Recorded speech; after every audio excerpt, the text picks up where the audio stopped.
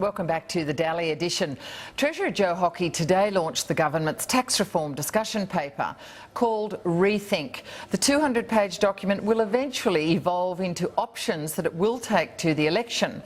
It puts all state and federal taxes on the table. The paper contains some powerful arguments for the government. One of them is, and I haven't been through it with a fine-tooth comb, but one of the arguments is that average Australian workers will find themselves pushed into the second highest income tax bracket in just over a year. Average annual wages are hovering around $75,000, so the paper says, in 2013-14. The average worker is currently, therefore, in the third highest tax bracket. But with wage inflation, the paper argues that by 2016-17, the average full-time employee will be bumped into the second highest tax bracket, which will be a nasty surprise for most people. But will we get genuine tax reform with this discussion paper that is fair for everyone? And how do weekend media reports that the government will whack on a bank deposit tax in the May budget fit in with the promise of no new taxes? I spoke to Assistant Treasurer Josh Frydenberg a little earlier from our Melbourne studio. Josh Frydenberg, thanks very much for joining us.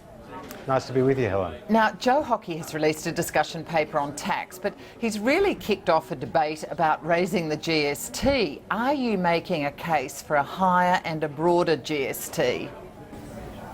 No, we're not making that case, and the discussion paper released today by the Treasurer makes it very clear that were there to be any change to the GST, you'd need a broad political consensus, and that would involve the support of all the states and the territories governments, and as the Prime Minister's made very clear in Parliament, it would also require the support of the Labor opposition. But what this report does show, Helen, which is very interesting, is that Australia's rate of GST being 10% is around half the average that you can find across the developed economies, namely the members of the OECD.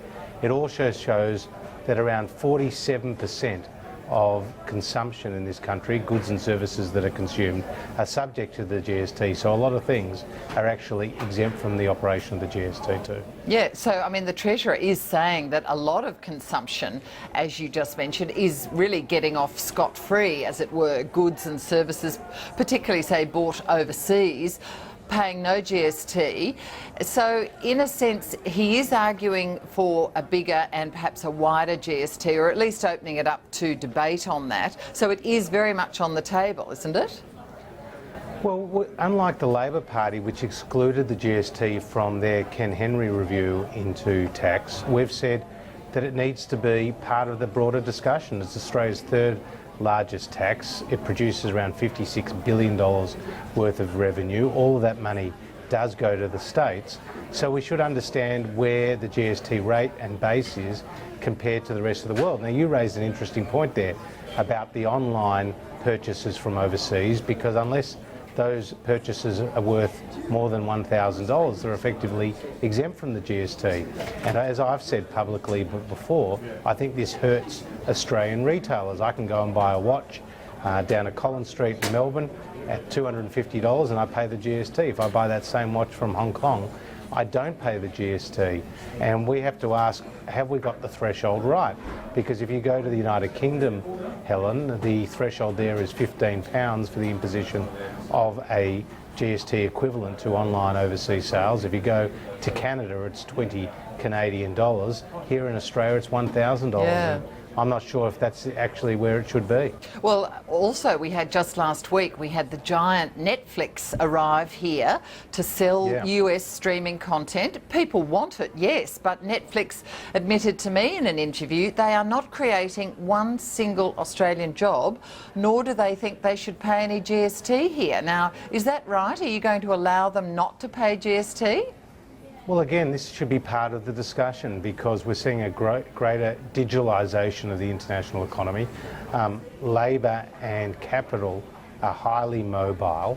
That means that when Australia has a company tax rate of 30% and England has a company tax rate which will soon be 20% and Singapore at 17%, we're actually losing investment and jobs to those countries, like with the Netflix and other forms of services that are sold in this country.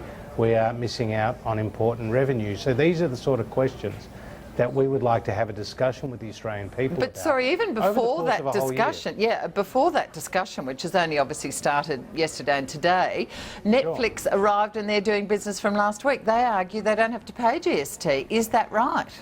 Well, they don't under the current laws, and this is an interesting, issue that we have to look at. So, I just think we need to examine all these questions in the context of a broad-based discussion paper, which is what we have produced, and we are happy to have that conversation and produce an options paper around mid-year, and then a final white paper sometime early next year, which will then inform the election commitments and policies that we take to the Australian people to seek a mandate for. All right, well, could I put to you that perhaps already there's a bit of a mixed message on this? You've just said, and the Treasurer very much put the GST on the table, and yet the PM seems to be putting a bit of a halt on changing the GST, saying it will only go ahead if Bill Shorten and Labor and all the states agree to it. So does that mean it's off the table as far as the PM goes?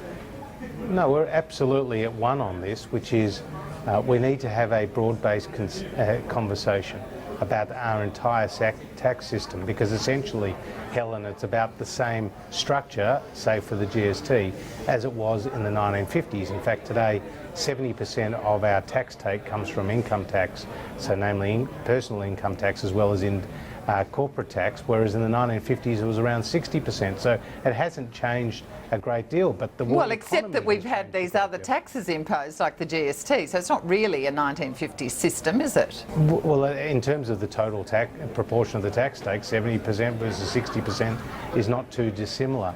Our point is, let's have a discussion. Let's look at the various options. Let's get the major stakeholders to put their views in formal submissions, and let's try to build a consensus in this country towards reform. Because right now the opposition have more often than not been interested in the politics of decision making as opposed to the policy merits of a particular decision, and that's why we want the Australian people to be fully informed about the operation of our tax system, and as a consequence of that, hopefully we can lead to better policy development. Josh Frydenberg, is this discussion paper a softening up process on the community before tax changes, i.e. tax hikes, come in? Certainly not tax hikes, because what we are determined as a party is to introduce lower, simpler and fairer taxes. In fact, you can't tax your way to prosperity. That's very clear. But what you can do is try to consolidate the tax system, Helen. So right now in Australia we have 125 taxes. Now just 10 of those taxes produce 90% of the revenue. We have 115 taxes producing just 10% of the revenue. And this tax discussion paper points out that the cost of compliance to the Australian community is around $40 billion a year. I mean, that's a huge amount. So we do need to get the states engaged as part of this process. We do need to look at consolidating our tax system, and if we can do that, we can reduce the cost of compliance. I mean, for example, Helen, an amazing statistic in this discussion paper, it looks at the cost of compliance for small business. Now, if you are a small business with an income less than $75,000, for every $1,000 of income you have, you spend about $90 on tax compliance. Whereas if you have a business with an income of more than $2 million, that tax compliance for every $1,000 of income is only about $2. That means we are putting a huge burden on the small businesses, which are the fulcrum of the Australian economy, the backbone of the Australian economy, and we need to improve that situation. So that's why we have done the homework, we've produced this report, and hopefully it can start a very constructive and productive conversation. Your government hasn't been able to complete last year's budget program to cut spending on health, higher education or pensions and some areas of welfare. So there is criticism from some sectors that you are now aiming to change or hike taxes to do the budget repair work, to raise revenue. Well, that's certainly not the case. So are you saying none of these changes would raise revenue? What I'm saying is we want a simplified system. We don't want higher taxes at all, Helen. We want lower taxes. But if you can reduce that compliance burden from $40 billion today to something much lower than that, that's a big boost to the economy as well. But it's But also are about you having actually smarter saying you do not intend any of this to raise revenue? Well, it's not about raising revenue. It's actually about producing a better tax system, underlining the word better. I mean, Helen, take that example of the company tax rate. Right now it's 30 cents in the dollar here in Australia. Now we're going to reduce that with our upcoming small business package. But we are losing jobs offshore to countries like the United Kingdom, where their company tax rate is 20%, or in Singapore where it's 17%. Now we have to be highly conscious of that when we are doing trade-offs about our tax system. So we have to understand that we are operating in an increasingly digitalised economy where capital is much more highly mobile, which is eating into our traditional revenue base, but also increasing the economic cost of decision making when it comes to things like the company tax rate. Do you think it is possible this whole discussion could become an instrument to just give income tax cuts, which some groups are calling for, and corporate tax cuts, which you yourself are saying we need? Well, I would like to see a lower company tax rate, but also I understand that there's this pernicious movement towards bracket creep.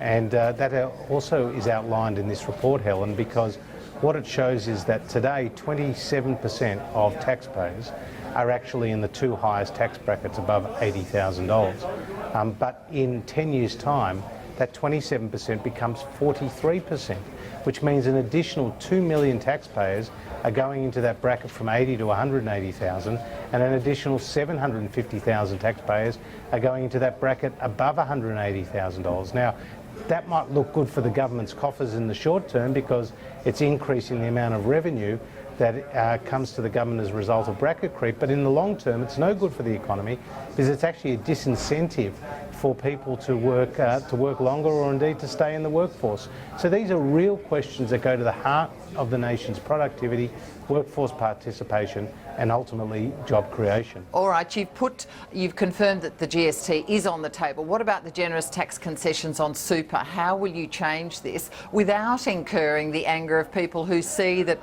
super is perhaps constantly being tinkered with?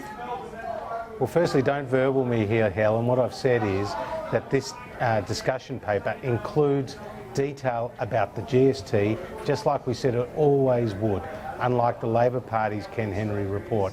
As for any decisions in the future, let's see where the conversation goes with the Australian people, but we certainly have no plans to increase the rate or change the base of the GST, and as the Prime Minister has said, that does require the support of the Labor opposition. Okay, As for superannuation tax concessions, well, there is a real issue there about the sustainability of our tax system in the long term as we have an ageing of the population and as people can effectively take out of the superannuation system their income tax-free. That's a question that we're happy to have a discussion about, but also it interacts very closely not just with the tax system and the superannuation system, but also with the transfer system or the welfare system because of the impact on the age pension. All right. And we are seeing the age pension go up dramatically. We've got an ageing of the population where we've seen 4.5 people of working age today to every single retired person, but over the course of the next 4 decades, that falls from a ratio of 4.5 to 1 to 2.7 to 1. And this creates real issues and challenges for us in terms of budget sustainability over the long term. There were reports on the weekend that people's bank deposits will be taxed in the upcoming budget. Now, is that right? Because Treasurer Joe Hockey did not squash that view when it was put to him. And of course, I mean, most banks won't absorb this tax, they'll pass it on. So won't that potentially push people who might have some sort of lump sum in their bank account for retirement? This move will push them into riskier investments like shares or property. Well, Helen, what Joe Hockey rightly did was he pointed out the gross hypocrisy of the Labor Party here. No, just can you stick to, will it be in the May budget a deposit tax, bank deposit tax? Well, as we have said, we have given this issue to the Financial Systems Inquiry, which was chaired by David Murray to look at. He's come back with his recommendations and we will respond formally pretty soon to David Murray's recommendations. But it's important for your viewers tonight to understand the context, because Chris Bowen came up with this idea when they were in government based on the advice of the regulators. He said then that this was money in a financial stability fund to set aside for a rainy day in the case that there was a bank collapse, and this would help fund money to give back to people who may have lost their deposits. Now, that's what he said then, and he said also that in 20 years' time people would say this is a good decision. So he was very proud of it. Now that they're in opposition, they're starting to attack the idea, even though it was their idea. We've got to go. We've run out of time. Josh Frydenberg, thanks so much for joining us. Great to be with you, Helen. Thanks very much. Assistant Treasurer Josh Frydenberg, and our political panel is next.